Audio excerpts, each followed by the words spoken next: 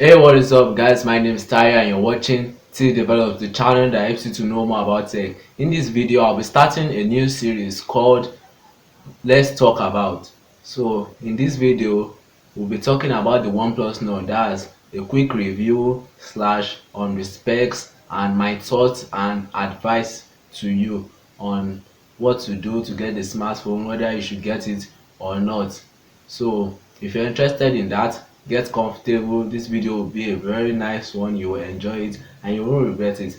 By the way, if you're new here, please click on the subscribe button and turn on notifications to stay updated whenever I upload new content. You won't regret it. And you can also follow me on Twitter and Instagram at Tdevelops to stay updated whenever I've not uploaded any new content. If that sounds interesting to you, let's get into the video.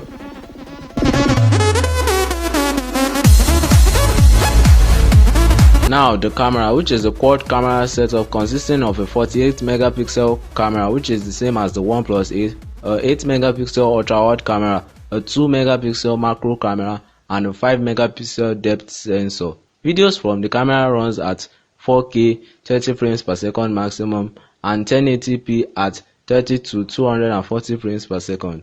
And it has a dual selfie camera setup with a 32 megapixel main camera and a 8 megapixel ultra wide camera. Still don't know the use of an ultra wide camera, but hey, it's nice, I guess. Which also runs videos at 4K at 30 frames per second or 60 frames per second, and also 1080p at 30 to 60 frames per second. So OnePlus strategy here is to market it as a flagship camera, which is kinda okay, I guess. It's either good or bad, but it's better than almost all smartphones at this price category. We can take it for that, but I won't call it a flagship camera per se, but it's sure better than all or almost all cameras that are at this price range, because some of you Apple fans are like, wait, what about the iPhone SE? Oh, I heard about that.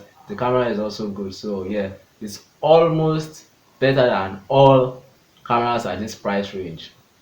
The OnePlus Nord has a fluid AMOLED display with 16 million colors at a size of 6.44 inches, which is roughly 86.7% screen-to-body ratio at a resolution of 1080 by 2400 pixels at 20 by 9 aspect ratio at a pixel density of 408 with a protection of Gorilla Glass 5 at 90Hz refresh rate. It comes with a Qualcomm Snapdragon 765G chipset and an Adreno 620 GPU out of the box, with 12 GB of RAM and 256 GB of internal storage, and it's UFS 2.1 storage, which is pretty fast, but there are other variants with 64 GB of internal storage and 6 GB of RAM.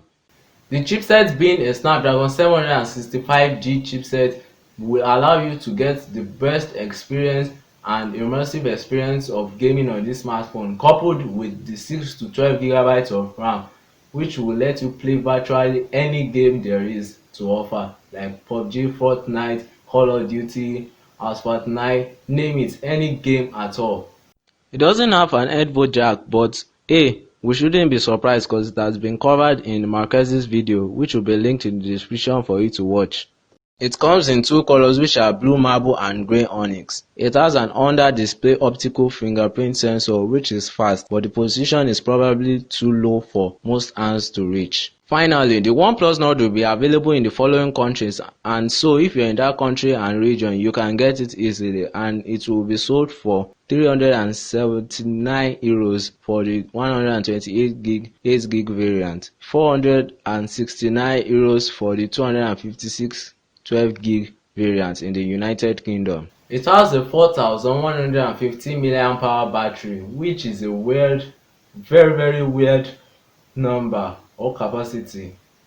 It comes with a fast charger, a 30-watt fast charger, which will charge from 0 to 70%, which is absolutely crazy.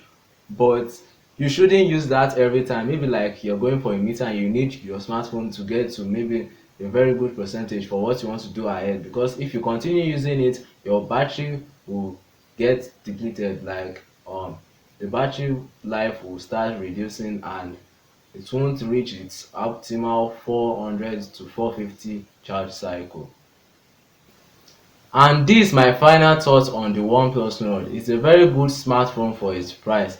It's like, if this makes sense or not, it's like the flagship for mid-range devices. So team OnePlus, this is a really very good smartphone. A very big thumbs up to you. It's really nice to see that they are going back to what they started with. And if you guys get the OnePlus Nord, tweet to me at Tdevelops on how it looks like and your experience with it. Thanks for watching. Catch you guys in the next one. Peace.